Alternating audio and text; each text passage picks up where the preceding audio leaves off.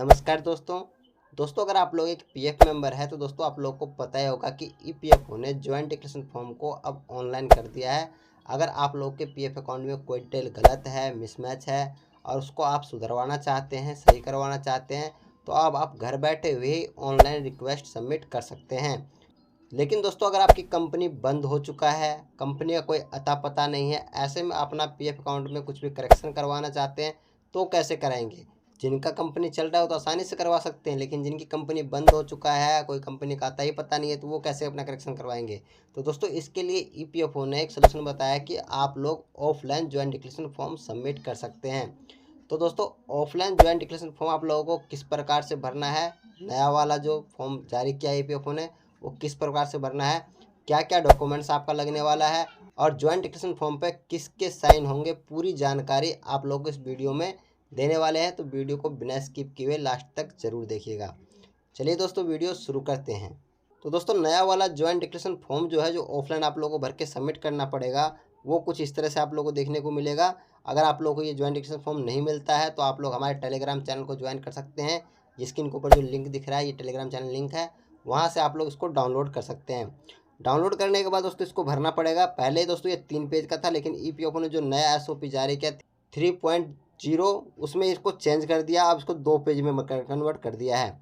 अब चलिए दोस्तों मैं आपको बताता हूँ कि इसको भरना कैसे है। अगर आपका कोई डिटेल गलत है, कंपनी बंद हो चुका है, तो भरना कैसे है।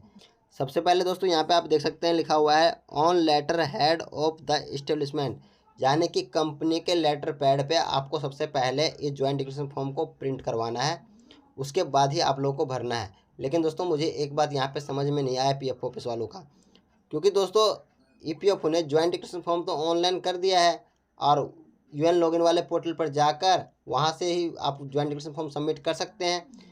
साथ ही दोस्तों एम्प्लॉयर पोर्टल जो है उसको भी ये ऑप्शन दे दिया गया है कि आप भी जो है ज्वाइंट डिक्लेरेशन फॉर्म सबमिट कर सकते हैं। तो जिनका लॉगिन नहीं हो रहा है वो एम्प्लॉयर से करवा लेंगे, और जिनका लॉगिन हो रहा है वो यूएन लॉगिन वाले पोर्टल पर जाकर खुद ही लॉगिन करके अपना ज्वाइंट डिक्लेरेशन फॉर्म सबमिट कर देंगे। अब बच गए जिनकी कंपनी बंद हो चुका है, कंपनी का आता पता नहीं है, वो ज्वाइंट डिक्लेरेशन फॉर्म कैसे भरेंगे, तो वो तो ऑफलाइन ही भरेंगे। तो लेकिन यहाँ ऑफलाइन पे इन्होंने ये ऑप्शन दे दिया है कि आपको कंपनी के लेटर है पैड पे इसको प्रिंट करवाना है। तो जब कंपनी का आता है पता नहीं है, तो कंपनी के लेटर पैड पे कैसे प्रिंट करवाएंगे इसको, ये बात मुझे समझ में नहीं आया। बाकी इसके बारे में ईपीएफओ ने कहीं जानकारी भी नहीं दी है। अगर कोई जानकारी आएगा तो मैं आपको बताऊंगा। सबसे पहले जान लेते हैं इसको भरना कैसे है। तो भरने के लिए सबसे पहले यहाँ पे आई दिया गया है। आई के बाद यहाँ जो खाली जगह देखने को मिल रहा है आपको, यहाँ पे पीएफ मेंबर का नाम आएगा। उसके बाद दोस्तों यहाँ पे पीएफ मेंबर का जो यूएन नंबर है वो यूएन नंबर आएगा।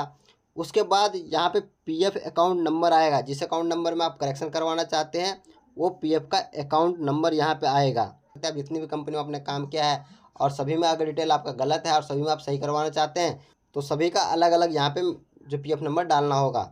अब दोस्तों यहाँ पे आ गया आधार नंबर, तो यहाँ पे आप लोगों को अपना आधार नंबर एंटर करना पड़ेगा। यहाँ तक आपका क्लियर हो गया। अब दोस्तों नीचे की ओर आएंगे, नीचे की ओर आएंगे तो दोस्तों पहले यहाँ पे आप लोगों को 11 चीज़ें करेक्शन करने को मिल रहा था, लेकिन अब यहाँ पे 12 चीज़ें करेक्शन करने के लिए दे दिया गया है। यहाँ पे चेंज किया हुआ है मैं बताता हूँ। यहाँ पे फादर और मदर नेम एक साथ था पहले, उसको अलग कर दिया गया है, यहाँ फादर नेम कर दिया गया है और 6 नंबर पर मदर नेम कर दिया गया है और स्पाउस नेम भी यहाँ पे दे दिया गया है। तो यहाँ पे दोस्तों आपको देखने को मिल रहा होगा इनकरेक्ट डिटेल, जो आपका डिटेल गलत है वो यहाँ पे डालना है, और उसके बाद देखने को मिल रहा है करेक्ट डिटेल्स, जो आपका सही है वो यहाँ पे डालना है। अब दोस्तों आप जैसे कि यहाँ पे लगा लीजिए नाम से करवा रहे हैं, तो आपके पीएफ ऑफिस में जो नाम गलत है वो नाम यहाँ पे आप लोग को डालना है, और जो नाम यहाँ पे डालना है वो आपके आधार कार्ड से मैच होना चाहिए। आधार कार्ड में जो नाम है सेम टू सेम यहाँ पे आप लोग को डालना है। आधार के बेस पे ही आपका यहाँ पे करेक्शन किया जाएगा। अगर आप लोग यहाँ पे फादर नेम सही करा रहे हैं तो जो आधार कार्ड में जो फादर नेम सही है वो तो इस कॉलम में डलेगा, और जो गलत है वो इस कॉलम में डलेगा। तो इस तरह से आप यहाँ पे जो भी करेक्शन कराना चाहते हैं तो इनकरेक्ट वाले लाइन में जो गलत है वो, और करेक्ट वाले लाइन में जो सही है वो, ये डालना है। ये पहले भी आपको ये ऑप्शन मिलता था और अब भी ये ऑप्शन आपको मिल रहा है। पुराना वाला ज्वाइंट डिक्लेरेशन फॉर्म जो था उसमें भी ये ऑप्शन था।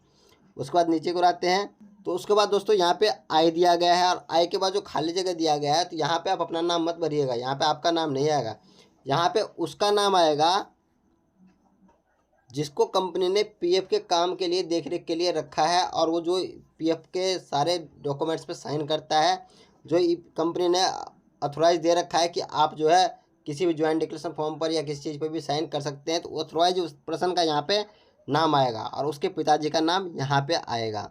उसके बाद दोस्तों यहाँ पे जो डॉक्यूमेंट्स लगा रहा है पीएफ मेंबर, वो डॉक्यूमेंट्स का यहाँ पे नाम दिया लिखना होगा। जो जैसे कि आप करेक्शन के लिए आप जो डॉक्यूमेंट्स लगा रहे हैं, मेजर या माइनर जो भी करेक्शन आप कर रहे हैं, उसके लिए जो डॉक्यूमेंट्स लगा रहे हैं उस डॉक्यूमेंट्स का नाम यहाँ पे लिखना होगा। उसके बाद दोस्तों यहाँ पे बी जो दिया गया है, वी के बाद यहाँ पे पीएफ मेंबर का नाम आएगा।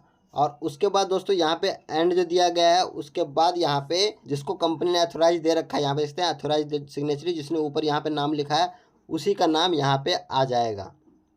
और उसके बाद यहाँ पे अथोराइज सिग्नेचरी, जिसने यहाँ पे साइन, यहाँ पे नाम लिखा है उसका यहाँ पे साइन करवा लीजिएगा। और यहाँ पे आपका पीएफ मेंबर जो होता है उसका यहाँ पे नाम आ जाएगा। यहाँ तक आपका क्लियर हो गया। लेकिन दोस्तों अगर आपकी कंपनी बंद है तो यहाँ पे साइन मोहर तो जो कंपनी करेगा ही नहीं, कंपनी का कोई अधिकारी साइन मोहर करेगा ही नहीं, कंपनी का जब पता नहीं है तो इसको हम कहाँ साइन करवाएंगे। तो इसके लिए दोस्तों आप लोगों को क्या करना होगा, स्क्रॉल कर थोड़ा नीचे को आएंगे तो सेकंड पेज दिया गया है, इसमें आप लोगों को एक पीडीएफ देखने को मिल रहा है। इस पीडीएफ को भी आपको भरना पड़ेगा। इसमें आप देख सकते हैं लिखा भी हुआ है कि in case of closing non transferable establishment where authorise signatory is not available, तो इस केस में आप लोगों को यहाँ पे ये फॉर्म भरना पड़ेगा। इसमें सबसे पहले आप लोगों को यहाँ पे आई देखने को मिल रहा है। आई के बाद आप लोगों को मैं एक लिस्ट दे दूंगा जिसमें कुछ गवर्नमेंट अधिकारियों के नाम दिए गए हैं, जिससे आप वहाँ पे साइन करवा सकते हैं। नाम मतलब यानी कि पद दिए गए हैं, उन पद वालों से आप यहाँ पे जो है साइन करवा सकते हैं। तो आगे मैं आपको लिस्ट दिखा दूंगा, पहले आपको बताता हूँ भरना क्या है। तो यहाँ पे दोस्तों सबसे पहले जो आपका गवर्नमेंट अधिकारी द्वारा आप साइन करवाएंगे, जिस गवर्नमेंट अधिकारी द्वारा साइन करवाएंगे उसका नाम यहाँ पे आएगा।